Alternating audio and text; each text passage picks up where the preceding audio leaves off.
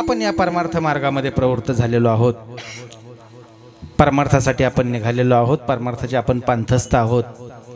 या ठिकाणी आपल्याला काही विकार त्रस्त करतायत, काही विकारांनी त्रस्त झालेलो आहोत आपण, पण खऱ्या अर्थाने त्या सर्वच विकाराची कैफियत जगद्गुरु तुकोबारायांनी देवाकडे मांडली। ज्यावेळेस बुद्धी त्रास देते त्यावेळेस बुद्धीच्या संबंधानं महाराज देवाजवळ बोलले, मन त्रास देतं त्यावेळेस देवाजवळ बोलले।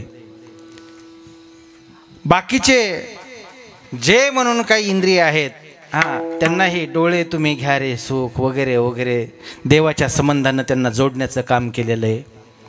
पण खऱ्या अर्थाने या ठिकाणी काही कृपा सांगितल्यात आणि त्या कृपा संपादन करणं फार महत्त्वाचं आहे।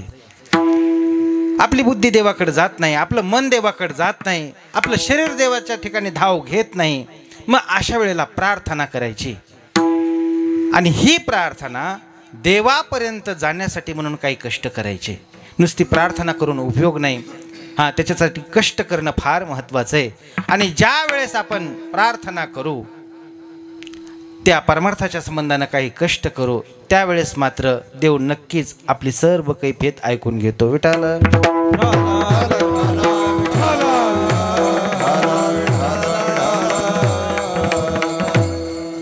या ठिकाणी काही कृपा सांगितल्यात। पहिली कृपा सांगितली ती देवाची कृपा, दुसरी कृपा सांगितली ती शास्त्राची कृपा, बरोबर आहे की नाही? ईश कृपा, शास्त्र कृपा, नंतर सांगितली गुरु कृपा, बरोबर आहे की नाही? आणि आत्मकृपा, ह्या चार कृपा। तशा तर कृपा भरपूर आहेत, पण इतक्या कृपेचा विस्तार होणार नाही, म्हणून या चार कृपेमध्ये आपल्याला बांधून घ्यायचे। खऱ्या अर्थाने देवाची कृपा, देवाची कृपा झाली म्हणून आपलं इथं येणं घडलं। जर त्याची कृपाच नसती तर आपलं इथं येणं घडलं नसतं। त्याच्या कृपेने जेने हा जीव दिला, त्याने जीव दान दिला आपल्याला, आणि त्या योगे आपण या ठिकाणी आलोय। आज आपल्याला सर्व सुस्थित इंद्रिय सुस्थितीत आहेत, बरं चाललेलं आहे, हात पाय कान नाक डोळे अगदी व्यवस्थित आहेत, आणि फक्त एकच करायचं, इथं आल्याच्या नंतर काय करायचं? ज्या देवाचं स्मरण करणं फार गरजेचं आहे, त्याचं स्मरण करायचं, कारण त्याने जीव दिलाय आपल्याला, त्याने दिले इंद्रिय हात पाय कान डोळे मुख बोलाया वचन, जेणे तू जोडशी नारायण नाशे जीवपन भवरो। अर्थात हे सर्व इंद्रिय त्यांनी जर आपल्याला प्रदान केले असते तर मग त्याला विसरून चालणार नाही। अर्थात त्या देवाची कृपा आहेच आहे। देवाची कृपा आहे म्हणून आपल्याला जग पाहायला मिळालं, देवाची कृपा आहे म्हणून आणखी आपल्याला पुढचा विस्तार करायला मिळाला। जर त्या देवाची कृपा झाली नसती तर आपल्याला पुढचा विस्तार काय जग काय याबद्दल आपण अनभिज्ञ राहिलो असतो। म्हणून खऱ्या अर्थाने देवाचे उपकार आपल्यावरती आहेत। ज्या देवाचे आपल्यावरती उपकार आहेत ना, मग एखाद्याने उपकार केले ना त्यावर अपकार कधी करायचा नाही। पण बऱ्याच वेळा असं घडतं बघा, ज्याने जास्त उपकार केले त्याच्यावरच माणसं जास्त अपकार करतात। विठाल इथं आल्याच्या नंतर खऱ्या अर्थाने आपण देव मानायला पाहिजे ना, पण या जगामध्ये असा एक वर्ग आहे की त्यांनी देवाचं देव पण नाकारायला सुरुवात केली। या जगामध्ये देव नाही, कोणीतरी निसर्ग आहे, आणि त्या निसर्गाने हे सर्व चलनवलन चालतंय। असं काही लोकांचं मत आहे की हा वर्ग देवाला मानण्यासाठी तयार नाही। त्याला माहीत नाही देव कशाला म्हणतात, धर्म कशाला म्हणतात, त्याला काही माहीत नाही, फक्त त्याचं व्यक्तिकेंद्रित जीवन चाललेलं आहे। काल संपला महाकुंभ, नाही का? जगभर त्या महाकुंभाचा गवगवा झाला आणि जगभरातून लोक आले आणि त्या ठिकाणी स्नान केलं। आपल्या परिस्थितीमुळं म्हणा, आपल्याला वेळ नाही मिळाला म्हणून म्हणा, काय असल तर असल, आपल्याला तिकडे जाणं झालं नाही। पण खऱ्या अर्थाने आपल्या संतांनी व्यवस्था करून दिली। कशाची? कथा त्रिवेणी संगम या ठिकाणी देव भक्त आणि नाम ह्या सर्व यामध्ये तुम्ही शुष्णात व्हा, स्नान करा, शुद्ध व्हा आणि मूळ स्वरूपाला प्राप्त व्हा। माझा मुद्दा चालला, एवढा मोठा कुंभ भरला, पण एक विशिष्ट वर्ग असा आहे की त्यांनी कुंभाला देखील नावं ठेवली काही कारण नसताना। म्हटले जे पापी लोक आहेत ते तिथं जातात आणि डुबक्या मारतात। अरे काय करायचं तुला? हा वर्ग बघा, एक वर्ग असा आहे की तो फक्त आणि फक्त सनातन पद्धतीवर नाव ठेवण्यासाठी तयार आहे। सज्ज झालेला आहे. मग त्यांचं ते नाही का जाहिरातबाजी म्हणा, त्यांचा मोबाईल म्हणा, त्यांची मीडिया आपल्यापेक्षा लय फास्ट आहे. विकेंद्रीकरण करायचं, मनामध्ये गढूळपणा आणायचा, बुद्धिभेद करायचा, आप सिद्धांत मांडायचे. आणि जे लोक या परमार्थाच्या वाटेवरती लागलेले आहेत, सनातन पद्धतीनं परमार्थ करणारे आहेत, अशा लोकांना त्या परमार्थापासून वंचित करायचं. याच्यासाठीच म्हणून एक वर्ग चाललेला आहे. तो देवाचे उपकार मानण्यासाठी तयार नाही मानत तो देवाचे उपकार. तुम्हाला सांगू, ज्याचं नाव श्रीराम होतं तोच म्हणत होता की या जगात देव नाही. आळंदीमध्ये आंदोलन पण केलं होतं त्यांनी. श्रीराम लागू गेला आणि त्याचं नाव घेतल्याच्या नंतर काही फरक पडणार नाही, कारण इथं कोणी त्याचं नातेवाईक नाही. नाही का त्याच्यापर्यंत निरोप पोहोचायला, कारण नाहीच ना, हयातच नाही ना. आता श्रीरामला आयुष्यभर देव नाही म्हणून प्रचार केला, प्रचार. आणि असंच करतात ही माणसं. ते दाभोळकरांचं पण असंच होतं बरं का. विचार फार चांगले होते त्यांचे, विचार काही फार पटायचे पण बरं का, वाचन केल्याच्या नंतर, काही त्यांचे पुस्तक वाचल्याच्या नंतर. पण एक त्यांचा जो मूळ प्रवाह होता ना, ज्यावेळेस ते मूळ प्रवाहावर यायचे ना, त्यावेळेस मात्र ते देव नाही म्हणूनच व्याख्यान करायचे, देव नाही म्हणूनच त्यांचे व्याख्यान अन्य त्या ठिकाणी प्रबोधन असायचं. पण सांगू तुम्हाला, त्यांनी देखील श्रद्धेची फार सुंदर व्याख्या केलेली बघा. जे देव नाही म्हणतात त्यांनी सुद्धा श्रद्धेची फार सुंदर व्याख्या केली. उत्कटपणे कृतिशील झालेली विवेक शक्ती म्हणजे श्रद्धा. श्रद्धेची व्याख्या, कारण इतकी सखोल आणि डोळस व्याख्या दुसरी कोणी केलेली नाही. उत्कटपणे कृतिशील झालेली विवेक शक्ती म्हणजे श्रद्धा. या सर्व ह्या जाड शब्दाचा एकच अर्थ आहे, आपल्या पंढरीची वारी. विठ्ठला या ठिकाणी कोणी पत्र पाठवत नाही आपल्याला, कोणी या म्हणून सांगत नाही. पण बघा ना, एप्रिल महिना संपला रे संपला, वैशाख संपला की वारीचे वेध लागतात. चला ज्येष्ठामध्ये वारीला जायचंय, आपल्याला निघायचंय वारीला. याला काय म्हणायचं? उत्कटपणे लागला टकळा पंढरीचा, लागला टकळा पंढरीचा, लागला टकळा पंढरीचा, लागला टकळा पंढरीचा. सोहळा नावडे मनाला लागला टकळा पंढरीचा, लागला टकळा पंढरीचा. सोहळा नावडे मनाला लागला टकळा पंढरीचा, लागला टकळा पंढरीचा. संपदा सोहळा नावडे मनाला लागला टकाळा पंढरीचा. जावे पंढरीशी आवडे मनाशी. आपल्याला रात्रंदिवस तळमळ लागलेले. ते आपल्याला कोणी सांगतं का चोपदाराचं विशिष्ट पत्र येतं, केंद्रीकर ग्रामस्थ चला आता आपल्याला वारीला यायचं नाही, असं काही पत्र वगैरे येत नाही. ती अंतःकरणातून इच्छाशक्ती उत्पन्न होते आणि आपण सहजपणे आपले पावलं पंढरीच्या दिशेने वळतात. याला काय म्हणायचं? उत्कटपणे. माझा मुद्दा चालला की त्यांनी देव नाही म्हणून सांगितलं, पण श्रद्धेची व्याख्या मात्र डोळस केली. अर्थात असाही एक वर्ग आहे की तो देव मानायला तयार नाही, पण खऱ्या अर्थाने देवाचे आपल्यावरती उपकार आहेत. याला काय म्हणायचं? ईशकृपा म्हणायचं, देवाची कृपा. म्हणून या ठिकाणी आपल्याला जन्म मिळाला. त्याच्यानंतर सांगितलं शास्त्रकृपा. शास्त्रकृपा फार महत्त्वाचे. शास्त्र म्हणेल ते सांडावे, राज्य ही तृण मानावे. बरोबर, ज्ञानोबरांची भाषा आहे की नाही? शास्त्राच्या आधाराने वर्तायचं. शास्त्र म्हणजेच ग्रंथ. ग्रंथाची कृपा आपल्यावरती असणं गरजेचं आहे. आणि ग्रंथाची कृपा कधी ग्रंथ कृपा करतो? ज्यावेळेस आपण सजगपणे त्या ग्रंथाशी शरण जाऊ, त्यावेळेस तो ग्रंथ आपल्यावरती कृपा करतो. या जगामध्ये खूप ग्रंथ आहेत, पण फलश्रुती सांगणारा एकमेव ग्रंथ आहे आणि त्याचं नाव ज्ञानेश्वरी आहे. त्याचं नाव ज्ञानेश्वरी आहे. दुसरा तिसरा ग्रंथ कुठलाही नाही या जगामध्ये की त्यांनी फलश्रुती सांगितली म्हणून. ज्ञानोबरांचं एकच म्हणणे, फक्त जो कोणी म्हणून मने काय वाचा, जो सेवक होईल याचा, तो स्वानंद साम्राज्याचा चक्रवर्ती करी. ही ताकद कोणाची आहे? केवळ आणि केवळ ज्ञानेश्वरीची ताकद आहे. ज्ञानोबा बोलतात, ज्ञानेश्वरी बोलते, या ठिकाणी तुम्हाला मोक्षापर्यंत जायचंय ना, मला ग्रंथाच्या कृपेच्या संबंधानं बोलायचंय. मोक्षापर्यंत जायचंय ना, मग दुसरं तिसरं काही करू नका. मनाचा मारू न करता, इंद्रिया दुःख न देता, येथं मोक्ष असे आयता श्रवणा माझी.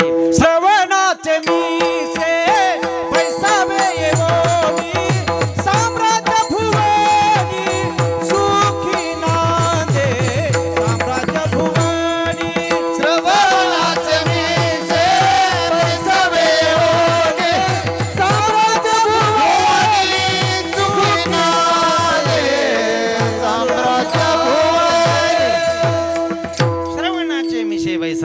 येऊनी साम्राज्य भुवनी सुखी नांदे. ही कशाची कृपा आहे? केवळ ज्ञानेश्वरीची कृपा आहे. हां, एकच करायचं काय? त्या ज्ञानेश्वरीला शरण जायचं. हां, अर्थात ज्ञानेश्वरी म्हणा, गाथा म्हणा, श्रीमद भागवत म्हणा, नाथ महाराजांचं भागवत म्हणा.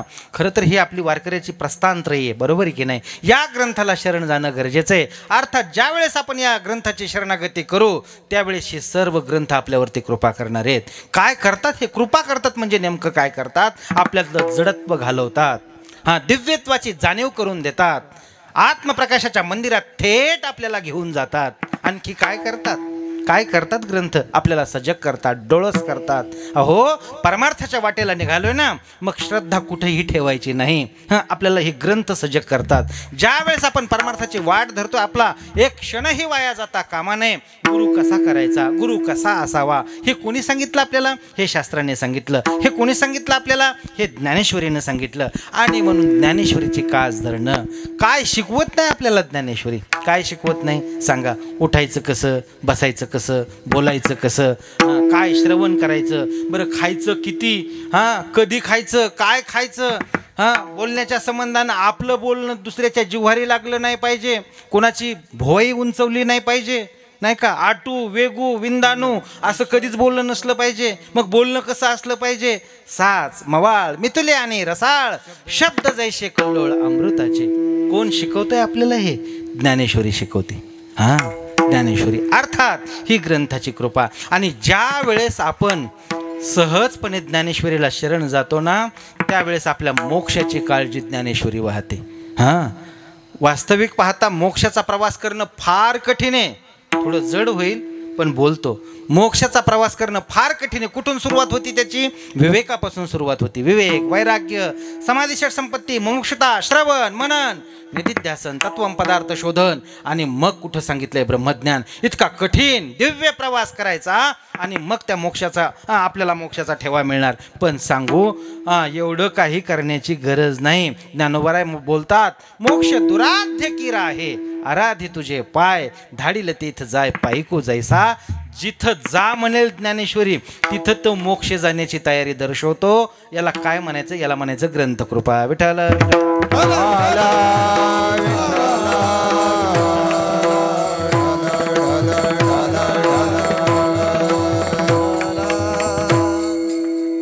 ज्ञानोबराय बोलतात, बघा ज्या वेळेस आपण सर्वसामान्य पद्धतीनं परमार्थ करतोय, हां सर्वसामान्य पद्धतीनं आपला परमार्थ चालू आहे, पण आपल्यावर कृपा व्हावी, आपलं जीवन सफल व्हावं. हां, सफल त्याच वेळेस होतं जीवन की शास्त्राची कृपा होते. हां, शास्त्राची कृपा, देवाची कृपा झालेली आहे, शास्त्राची कृपा. आणि ती शास्त्राची कृपा फार महत्त्वाची आहे. शास्त्राची कृपा काय करते?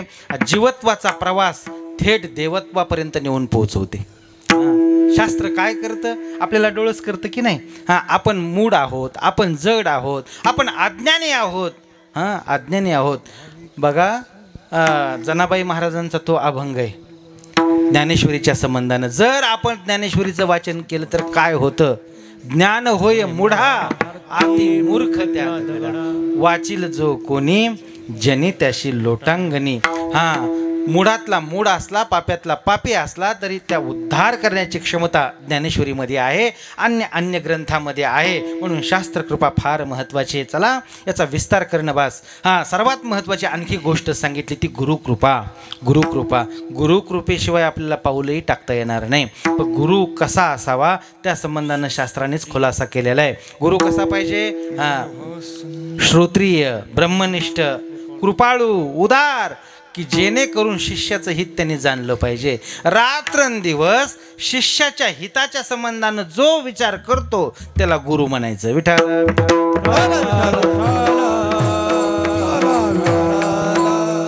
गुरु दाविलिया वाटा, येऊन विवेक तीर्थ तटा, बुद्धीचा मळकटा धुतला जेणे. ज्ञानोबराय बोलतात की नाही? हां, गुरु काय करतात? बुद्धीवर आलेला मळ धुण्याचं काम करतात. अहो, गुरुरूपी सूर्याचा उदय झाल्याच्या नंतर अज्ञानरूपी रात्रीचा नाश होतो. 16व्या अध्यायाचं नमन काय सांगतं आपल्याला? मावळीत विश्वाभासू, नवल उदयाला चंडांसू, आद्वया अब्जिनी विकासू वंधू आता. जो अविद्या राती रुसुनिया, गिळी ज्ञान अज्ञान चांदनिया, जो सुदीन करी ज्ञानी या सोबोधाचा, जेने विवळती सोहळे, लावणी आत्मज्ञानाचे डोळे, सांडिती देहांतीचे अविसाळे जीव पक्षी, लिंग देह कमळाचा, पोटी वेचू तयाचित ब्रह्माचा, बंदी मोक्ष जयाचा उदयला होय. मग ज्ञानोबराय बोलतात, शब्दाची आसकडी, भेद नदीच्या दोही थडी, आरडत विरह वेडी बुद्धी भेदू, तया चक्रवाकाचे मिथून, सामरस्याचे समाधान, भोगवे चित गगन भुवन दिवा विठाला. आपल्याला सामरस्याचं जर समाधान करायचं असेल तर शरणागती कोणाची करायची? गुरुची करायची. गुरु आपल्या जीवनामध्ये अंधार घालवण्याचं काम करतात, त्याला गुरु म्हणायचं. गुरु प्रकाशाची वाट वास्तविक पाहता आपले सर्व संतच आपले गुरु आहेत. गुरु काय करतात? तो नशेची निष्ठंक, नशेची निष्ठंक कोणी, नशेची निष्ठंक कोणी,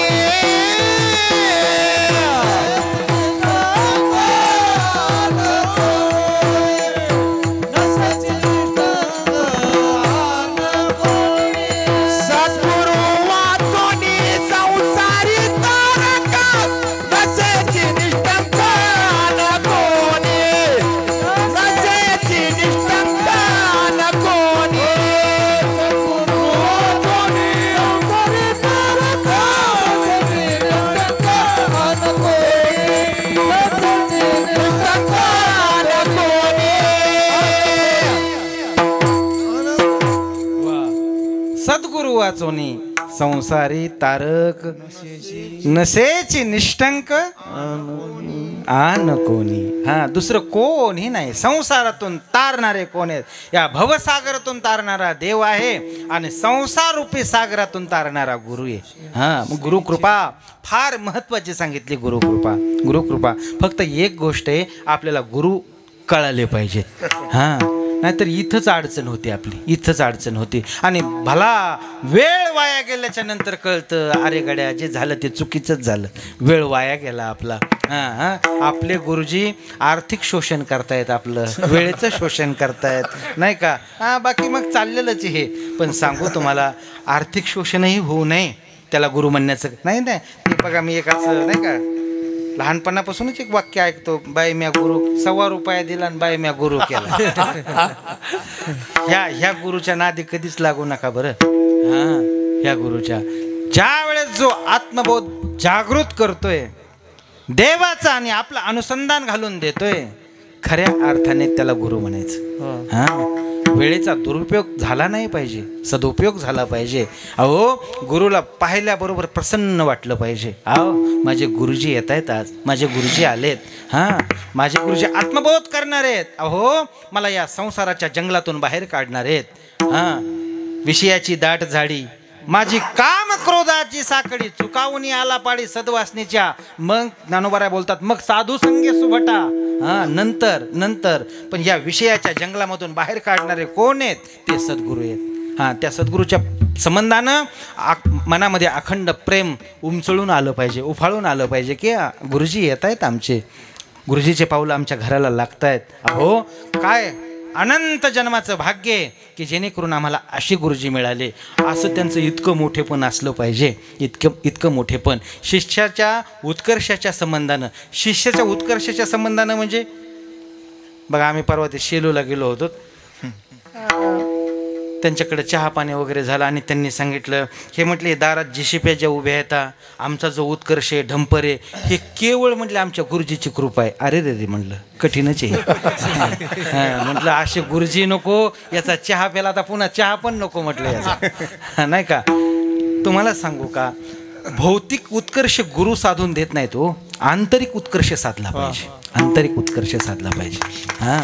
भौतिक उत्कर्ष ज्याच्या त्याच्या कर्मानुसार तो साधणारच आहे, ज्याच्या त्याच्या प्रारब्धानुसार होणारच आहे. ते आपण मोठे होऊ, छोटे होऊ, परिस्थिती गरीब असू, परिस्थिती मोठे असू, याला फार किंमत नाही, काही किंमत नाही. पण तुमचं आत्मिक समाधान बिघडून देण्याचं काम जे करतात त्यांना श्री गुरु म्हणतात. त्यांना श्री गुरु म्हणतात. आत्मिक समाधान अजिबातच बिघडलं नाही पाहिजे, कशी परिस्थिती येऊ, काही परिस्थिती येऊ. तुम्हाला आणखी सांगू, ते आचार्य रजनींचं एक वाक्य बघा, त्यांनी सांगितलेलं आहे, सर्व काही असून सर्व काही नाही, या आविर्भावात जगायचं आणि सर्व काही नसून सर्व काही आहे या आविर्भावात जगायचं. आपल्याकडे काहीच नाही, काही नाही आपल्याकडं. गाडी नाही, बंगला नाही, शेती नाही, सर्वसामान्य जीवन आहे. बस याच्यामध्येच आपण आनंद मानायचा आणि माझ्याकडं सर्व काही आहे ह्या गोष्टीची धारणा करायची. रस्त्यावरच्या गाड्या कोणाच्या पळतात? त्या आपल्याच आहेत ना. परवा आमच्या मित्रांनी फॉर्च्युनर कोणाची ती? आमचीच. फक्त एवढंच की त्यांना दिली वापरायला, असा आणखी उदार भाव दाखवायचा आपण. बरोबर आहे की उदार भाव. ही शेती कोणाची? ही आमचीच शेती, हे शिवार आमचंच आहे. सर्व काही नसून सर्व काही आहे ही भावना फार महत्त्वाची. आणि ही धारणा ज्या वेळेस श्री गुरु जागृत करतात ना, त्यावेळेस त्या शिष्याचं मोठेपण फार मोठं असतं, फार मोठं. तो जग कव्वेत घेण्यासाठी निघालेला असतो. जग अहो सामान्य संसारण हे त्या गोष्टी द्या सोडून ज्या वेळेस त्या गुरुची कृपा होती ना, गुरुची कृपा झाल्याच्या नंतर त्याला हे ब्रह्मांड सुद्धा ठेंग न वाटू लागतं. त्याला काय म्हणायचं? श्री गुरु कृपा विठाल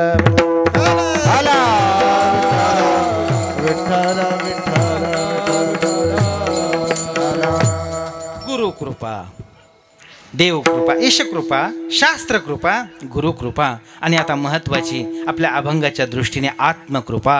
आत्मकृपा होणं गरजेचं आहे. मनाची कृपा आपल्यावरती झाली पाहिजे. वास्तविक पाहता या मनाच्या संबंधानं जगद्गुरु महाराजांनी खूप कैफियत मांडली, खूप तक्रार केली देवाकडं. देवा हे मन फार विचित्र आहे. हे मन, अरे परमार्थाला लागायचं म्हटलं की नको नको ते विचार त्याच्या मनामध्ये येतात. दर्शनाला जायचं ठरवलं की नंतर मधातच खुसपट काहीतरी वेगळंच काढीत राहतं ते मन. आत्ता म्हटले पंढरपूरला जाण्याची तयारी आहे, गावातले लोक निघालेत, त्यांच्यासोबत जायचं, पण हे मन असं विचित्र आहे. अहो येशीपासूनच मागं येते. आता त्याला सांगतं की जायचंच नाही आपल्याला पंढरपूरला, याच ठिकाणी थांबायचंय, आणखी लय काम आहेत आपले पाठीमागं. कोण करतं असं? मन करतं. मन. मग या मनाची कृपा, हे मन काय करतं तुम्हाला सांगू आणखी. या मनाच्या संबंधाने जगद्गुरु महाराजांचा फार प्रसिद्ध अभंग आहे. काय करू मन अनावर, काय करू मनावर, काय करू मनावर,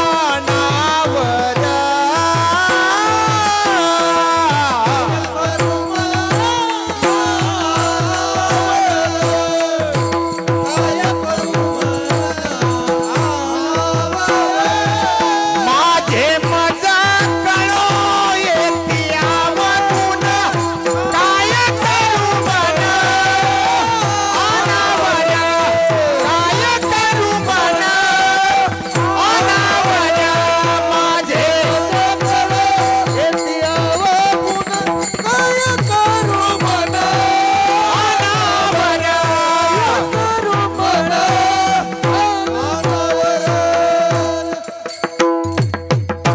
मन माझे मजे कळो येते अवगुण, काय करू मन अनावर. हे सर्वसामान्याची गोष्ट नाही बरं. जगद्गुरु महाराज मनाची कैफियत मांडतात.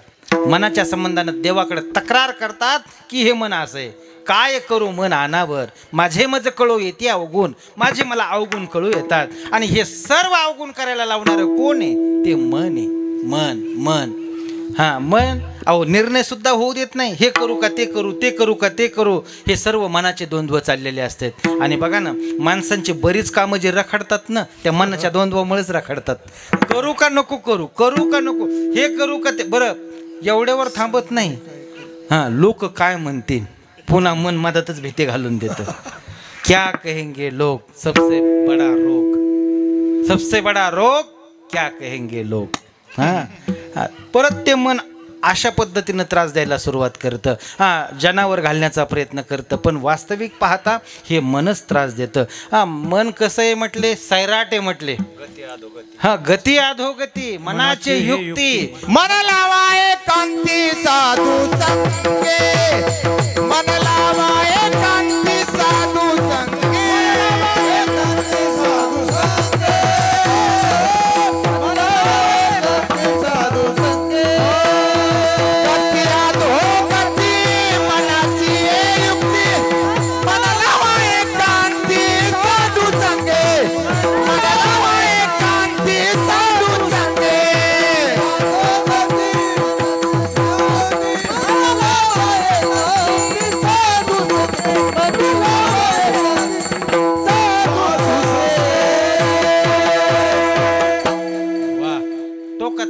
सांगितलं. बस फार सुंदर.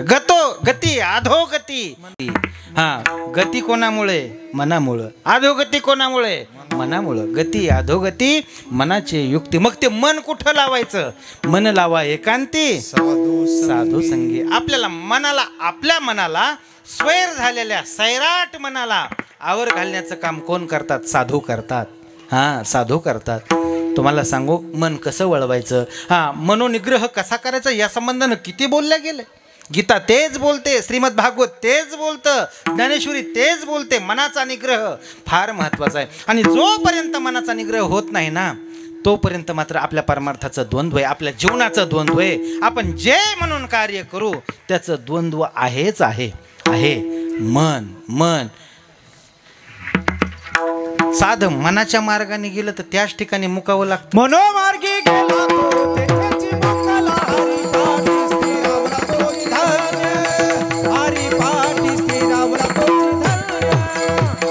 मनोमार्गी गेला तो तेथेची मुक्काला हरिपाठी स्थिरावला तोची धन्य. हरिपाठी स्थिरावला तोची धन्य. तोची धन्य. मनोमार्गे गेला तो तेथे मुकला, हरिपाठी स्थिरावला तोची धन्य. मनोमार्ग, मनाच्या मार्गाने जायचं नाही. मन ओढीतच राहतं, मन द्वंद्व करतं. बघा ना तुम्ही, बघा तुम्हाला सांगू का, आता काही गोष्टी आपल्याकडं नाही का निषिद्ध मानलेल्या आहेत. निषिद्ध मानलेल्या आहेत. काय? मांस खाणं हे निषिद्ध मानलेलं आहे की नाही? मानलेलं आहे निषिद्ध. पण बघा जे खाणारे माणसं आहेत ना, त्यांना पण ते वाईट वाटतं बरं का, वाईट वाटतं. हां, ते समाजाच्या समोर आणत नाहीत. ते समाजाच्या समोर असं विकत घ्यायचं झालं तरी ते असं जरा लाजतच तिथपर्यंत जातात. बरोबर नाही? असं उघडपणे नाही. आता बघा ना, जर आपल्याला विचारलं आज काय भाजी खाल्ली, तर आपण एवढ्या समाजामध्ये सांगू मौलिक काय पनीरची भाजी खाल्ली आज, सांगू ना, काय संकोच नाही ना. पण जर त्या लोकांना विचारलं आज काय भाजी, ते म्हटले सांगण्यासारखी नाही हो. लोकांमध्ये सांगता येत नाही भाजी ती. म्हणजे जे आपण खातो ते धाडसाने सांगता सुद्धा येत नाही. हां, इतकी लाज वाटते त्या गोष्टीची.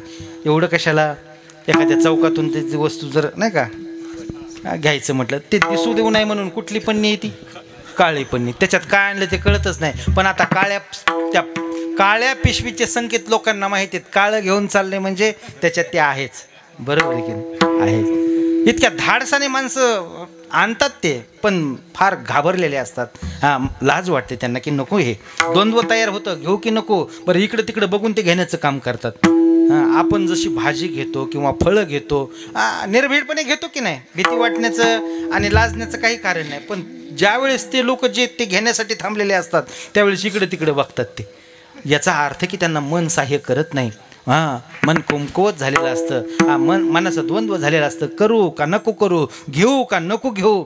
बरोबर आहे की नाही? पण या मनाच्या संबंधानं अनेक कैफियत बोलून दाखवल्याच्या नंतर काय काय करी तो या मना, काय काय करी तो या मना, परी नाही के नारायणा, परी नाही के नारायणा, करू नये त्याची करी विवंचना, करी विवंचना, नेऊ पताना धरिले,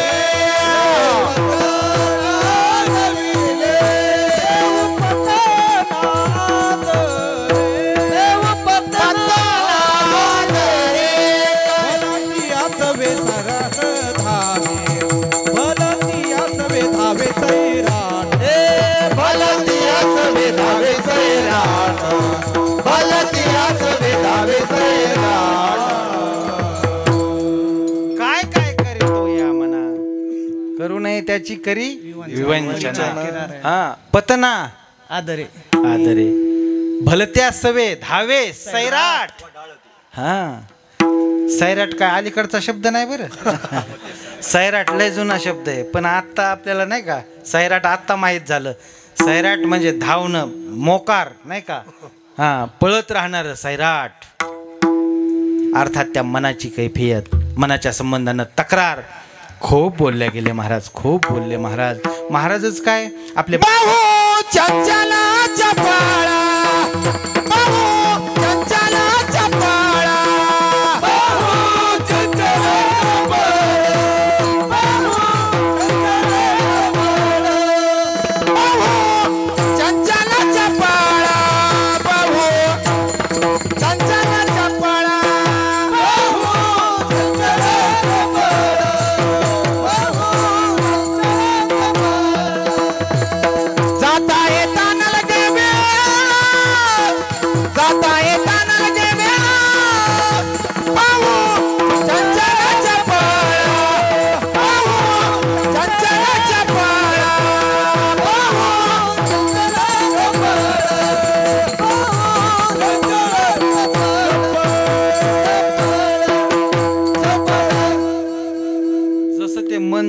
तशीच चाल म्हणली बरं का.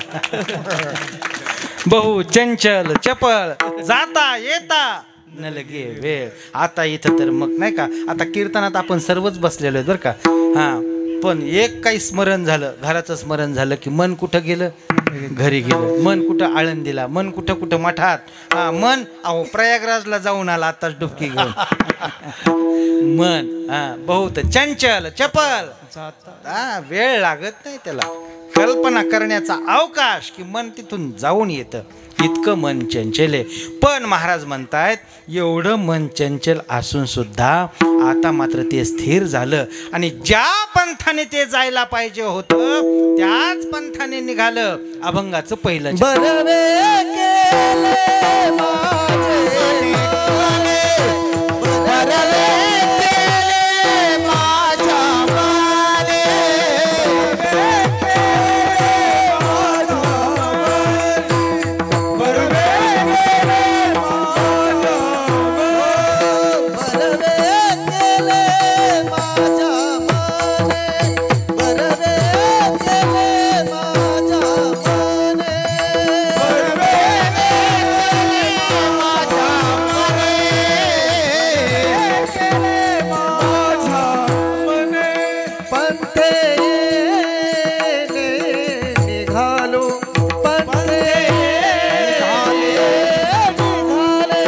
अब